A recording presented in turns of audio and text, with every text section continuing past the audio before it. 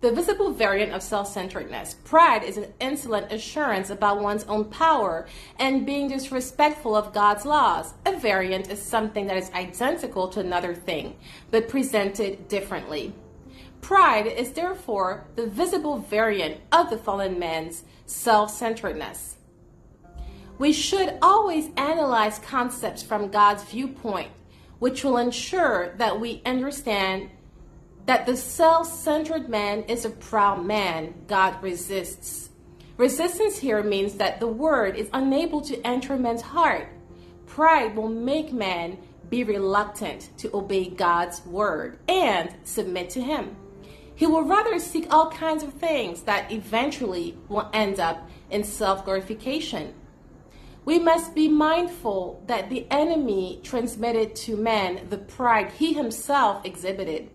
Pride cannot therefore be only defined as self-glorification stemming from a given position, for even without a position, the fallen man inherited pride from Satan. Pride thus must be properly defined as the obvious inability of the word to enter us and our refusal to submit to God. Depending on the individual, pride can manifest itself very subtly based on the means available for self-glorification.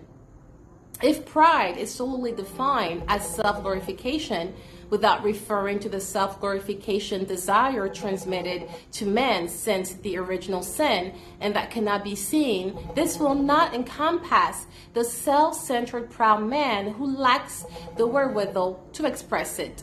Hence, pride can be defined as the desire for self-glorification by man, which ultimately makes him unable to depend on God.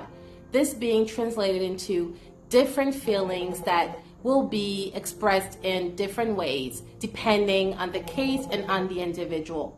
These feelings could either be self-glorification or arrogance or an exaggerated apparent despising of oneself, or insolence or conceit or vainglorious works or false humility that actually puts us in front of people, etc. All these feelings will contribute to making man drift away from God by keeping him self-centered. James 4:6. But he gives more grace. Therefore, he says, God resists the proud, but gives grace to the humble.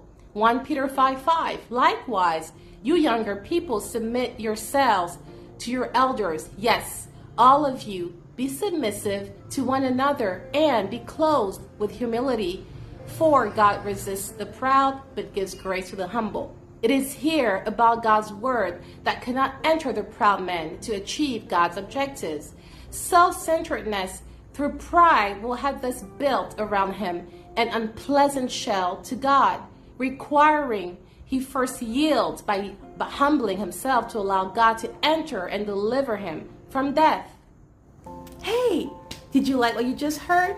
I hope you enjoyed the content, and if you did, you are more than welcome to visit us on our social media platforms, YouTube, TikTok, and Facebook at La Saison de la Foi Pure, also known as the Pure Faith Season.